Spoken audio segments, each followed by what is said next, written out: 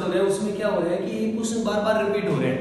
देखिए हर एक शिफ्ट में वो क्वेश्चन आ रहा है, जैसे कि एमआरपी यानी अंतिम मूल्य से संबंधित जो क्वेश्चन है वो हर एग्जाम का पार्ट बन रहा है। जितनी भी शिफ्ट हुई है उस हर शिफ्ट में एक क्वेश्चन आ रहा है एमआरपी से अंतिम मूल्य से संबंधित।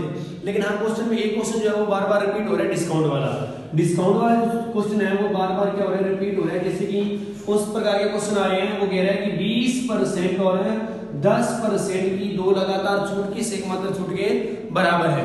तो 20% और 10% की दो लगातार छूट जो है वो किस एकमात्र छूट के बराबर है, ये हमें बताना है। तो इसमें क्या करना है, सबसे पहले आपने एमआरपी जो है वो क्या मान लेना है, 100। एमआरपी मान लिया 100। जैसे वो पहली छूट कह रहा है कि पहली छूट आपकी कितनी है, 20%। तो पहली छूट जो 20% है वो हम किस पे करेंगे, 100 में से क्या करोगे, 20 माइनस करोगे, कितना आ गया, 80। फिर जो नेक्स्ट डिस्काउंट कह रहा है वो कितना कह रहा है, 10%। तो 80 का क्या निकालोगा, 10%। 80 का 10% कितना आ जाएगा, 8 आ जाएगा, क्योंकि 10% का नियम क्या होता है, लास्ट अक्षर छोड़कर पॉइंट। देन आफ्टर यहाँ पर जो आपकी वैल्यू क्या आ गई, 8 माइनस करोगे कितना आ गया, 72। 100 रुपए की एमआरपी थी, वस्तु कितने में सेल आउट कर दी, 72।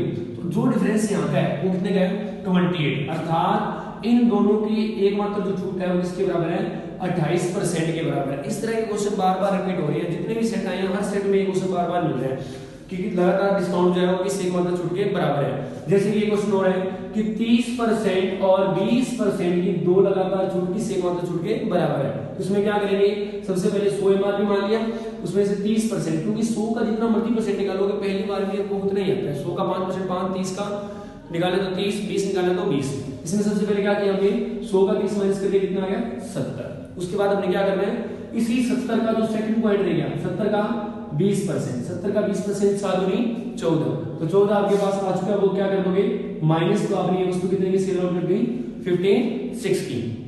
तो इसका मतलब क्या हुआ कि 100 रुपए की चीज थी, कितने की सेल आउट करी, 56 की। अर्थात ये दोनों जो डिस्काउंट है वो किस एकमात्र है, 44%। यहाँ का जो अंतर है 100 और 56 का वो कितने का है, 44% का है। तो अर्थात 30 और 20 की जो दो लगातार छूट है वो किस एकमात्र छूट के बराबर है, 44%। तो इस प्रकार के क्वेश्चन जो है वो बार बार रिपीट हो रहे हैं। आपके लिए प्रैक्टिस कीजिए और अच्छे रिजल्ट लीजिए।